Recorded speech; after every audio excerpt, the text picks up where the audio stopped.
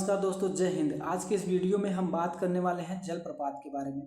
Previous lecture में हमने नदियों से रिलेटेड जितने भी इम्पोर्टेंट क्वेश्चन बन सके थे हमने करा दिए, चाहे वो गंगा नदी तंत्र से हो, चाहे वो ब्रह्मपुत्र नदी तंत्र से हो, या तो प्रायद्वीपीय नदियों यानी कि पूरब की ओर बहने वाली नदी या पश्चिम की ओर बहने वाली नदी से रिलेटेड सारे के सारे क्वेश्चन हमने प्रॉपर ढंग से आपको करा दिए हैं। इस वीडियो में हम वाटरफॉल्स यानी कि जलप्रपात के बारे में पढ़ेंगे। आइए देखते हैं जलप्रपात होता क्या है। जैसे कि किसी पहाड़ से, किसी पर्वत से या पहाड़ से मतलब कोई नदी अचानक से नीचे गिरती है, मतलब नदी या नदी की जलधारा जो है अचानक से नीचे गिरती है, उसी को जो आपको खूबसूरत दृश्य दिखता है, जैसे कि पानी ऊपर से गिर रहा है तो उसी को झरना जिसको बोलते हैं, उसी को हम क्या कहते हैं बाबू, जलप्रपात कहते हैं। ठीक है, झरने का नाम ही जलप्रपात यानी कि वाटरफॉल्स है।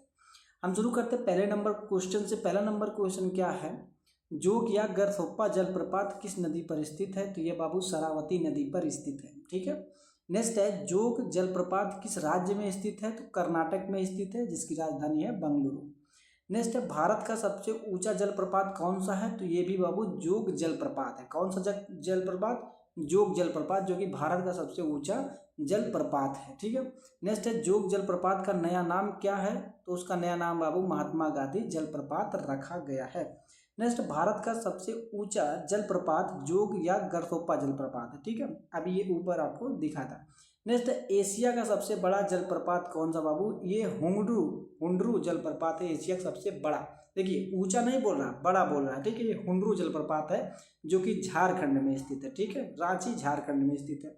नेक्स्ट है, जोग जलप्रपात का अन्य नाम क्या है? महात्मा गांधी नाम है इसका। नेक्स्ट अब हम स्लाइड की बात करें। यहाँ पे देखिए, भारत का दूसरा सबसे ऊंचा जलप्रपात कौन सा है? एन जलप्रपात। ये भारत का सबसे ऊंचा जलप्रपात है, दूसरे नंबर वाला।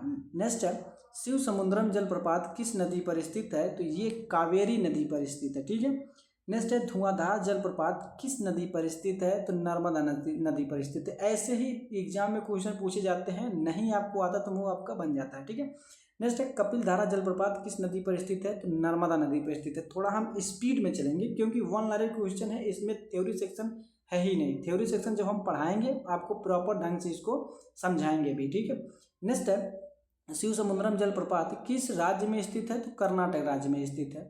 गोकक जलप्रपात किस राज्य में स्थित है? तो कांची नदी पर, किस नदी पर स्थित है? तो कांची नदी पर स्थित है। नेक्स्ट है, कोकक जलप्रपात किस राज्य में स्थित है? तो ये बाबू झारखंड में स्थित है। नेक्स्ट है, चुलिया जलप्रपात किस नदी पर स्थित है? तो ये चंबल नदी पर स्थित है। ठीक है, कौन सी जलप्रपात? चुलिया जलप्रपात, चंबल नदी पर।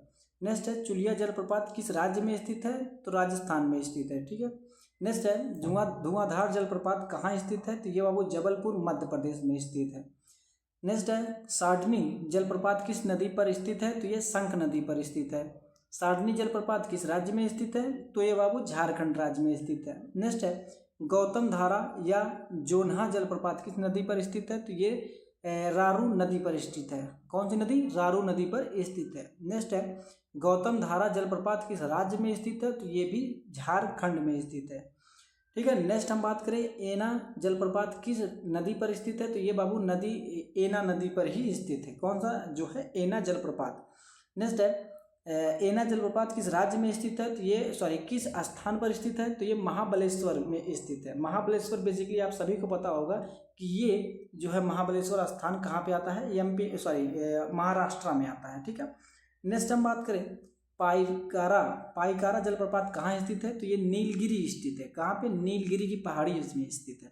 नेक्स्ट है, पाइकारा जलप्रपात किस नदी पर स्थित है? तो ये पाइकारा नदी पर स्थित है। बहुत ही सिंपल था। ठीक है, तो ये सारे क्वेश्चन एग्जाम में आपको पूछते हैं जलधारा या झरना यानी कि वाटरफॉल्स यानी कि जलप्रपात से रिलेटेड। इससे आगे आपको नहीं पूछेगा, आप कहीं भी सर्च कर लीजिए, देख लीजिएगा। ठीक है, हम थ्योरी सेक्शन जब आपको कराएंगे तो पूरा एकदम डिटेल में बताएंगे, आपका और भी मजबूत हो जाएगा। तो उम्मीद करता हूँ सारा सेक्शन आपको समझ में आया होगा। ये पूरा प्लेलिस्ट आप सेव कर लीजिए, इसको डेली टू डेली देखिए, इसको नोट भी करते जाइएगा।